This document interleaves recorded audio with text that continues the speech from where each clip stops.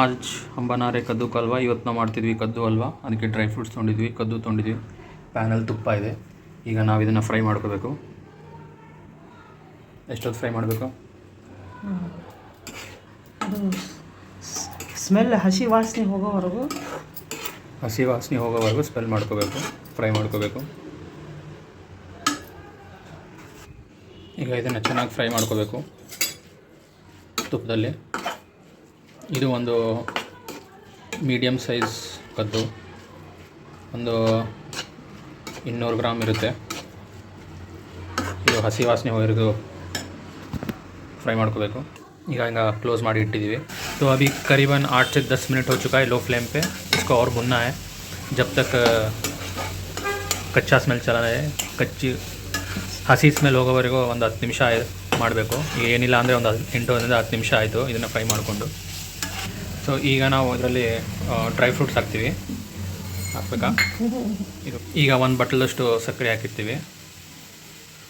ಆ ಬಟ್ಲಲ್ಲಿ 3/4 ಬಟ್ಲು, ಈ ಸೈಜ್ ಬಟ್ಲಲ್ಲಿ 3/4 ಬಟ್ಲು. ಚೆನ್ನಾಗಿ ಫ್ರೈ ಮಾಡ್ಕೋಬೇಕು. ಸ್ವೀಟ್ನೆಸ್ಸು ನಿಮ್ಮ ಟೇಸ್ಟ್ ಮೇಲೆ. ಇದರಲ್ಲಿ ಏಲಕ್ಕಿನೂ ಹಾಕ್ಕೋಬೇಕು ಲಾಸ್ಟಲ್ಲಿ. ಒಟ್ಟು ಕಂಪ್ಲೀಟ್ 1 ಬಟ್ಲು ಸಕ್ಕರೆ ಹಾಕಿದ್ದೀವಿ. ಈಗ ಹಾಲು ಹಾಕ್ತಾಯಿದ್ದೀವಿ. ಒಂದು ದೊಡ್ಡ ಬಟ್ಲು, ಒಂದು 150-200 ml ಸಕ್ಕರೆ ಜೊತೆಗೆ ಇದನ್ನು ಚೆನ್ನಾಗಿ ಮಿಕ್ಸ್ ಮಾಡ್ಕೋಬೇಕು. ಸ್ಮೆಲ್ ಚೆನ್ನಾಗಿ ಬರ್ತಿದೆ. ಈಗ ಡ್ರೈ ಫ್ರೂಟ್ಸ್ ಎಲ್ಲ ಹಾಕಬೇಕು. ಆಮೇಲೆ ಏಲಕ್ಕಿನೂ ಹಾಕಿರ್ತೀವಿ. ಇನ್ನು ಸ್ವಲ್ಪ ಸ್ಲೋ ಫ್ಲೇಮಲ್ಲಿ ಬಾಯ್ಲ್ ಮಾಡೋಕ್ಕೆ ಇಡಬೇಕು. ಈಗ ಒಂದು ಬೇಯಿಸ್ಲಿಕ್ಕೆ ಇಡಬೇಕು. ಅದು ಹಾಲಿನ ಕಂಟೆಂಟ್ ಎಲ್ಲ ಅಬ್ಸರ್ವ್ ಮಾಡಿ ಎವಾಪ್ರೇಟ್ ಆಗಿರಬೇಕು. ಡ್ರೈ ಫ್ರೂಟ್ಸು ಹಾಕಿದ್ದೀವಿ. ನಿಮ್ಗೆ ಏನೇನು ಬೇಕು ಅದನ್ನು ಡ್ರೈ ಫ್ರೂಟ್ಸ್ ಹಾಕ್ಕೋಬೋದು. ಈಗ ಹಾಲು ಕಂಪ್ಲೀಟ್ಲಿ ಅಬ್ಸರ್ವ್ ಆಗಬೇಕು ಎವಾಪ್ರೇಟ್ ಆಗಿ. ಇದರಲ್ಲಿ ಬೇಕಾದರೆ ಹಾಲಿನ ಪೌಡ್ರ್ ಹಾಕ್ಕೋಬೋದು, ಬೇಕಾದವರು ಖವಾ ಹಾಕ್ಕೋಬೋದು. ನಾವು ಅದೆಲ್ಲ ಏನು ಹಾಕಿಲ್ಲ, ಬರೀ ಹಾಲು ಹಾಕಿದ್ದೀವಿ. ನಿಮ್ಗೆ ಟೇಸ್ಟ್ ಬೇಕಾದರೆ ಖೋವಾ ಮತ್ತು ಹಾಲಿನ ಪೌಡರು ಅದನ್ನು ನೀವು ಹಾಕ್ಕೋಬೋದು.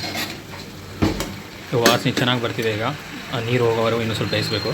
ಈಗ ಕ್ಯಾರೆಟ್ ಸೀಸನ್ ಇರೋದ್ರಿಂದ ಚಳಿಗಾಲದಲ್ಲಿ ಕ್ಯಾರೆಟ್ ಹಲ್ವಾನೂ ಮಾಡ್ಬೋದು ಇದೇ ಥರ. ನಾನು ಹೇಳಿದ ಪ್ರಕಾರ ಇದರಲ್ಲಿ ನೀವು ಬೇಕಾದ್ರೆ ಖೋವಾ ಹಾಕ್ಕೋಬೋದು, ಹಾಲಿನ ಪೌಡ್ರ್ ಹಾಕ್ಕೋಬೋದು, ಮಿಲ್ಕ್ ಮೇಡ್ ಹಾಕ್ಕೋಬೋದು. ಇದು ಪ್ಲೇನ್ ಏನು ಇದರಿಂದ. तो करीबन अभी हो गया है 5 से 8 मिनट.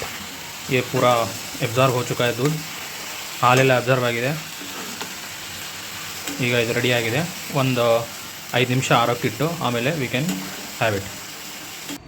तो अभी ये बन के रेडी है हमारा कद्दू का हलवा. कद्दू हलवा ನಮ್ಮದು ರೆಡಿಯಾಗಿದೆ. ನೀವು ಟ್ರೈ ಮಾಡಿ ನಮಗೆ ಹೇಳಿ ಹೇಗಿದೆ ಅಂತ.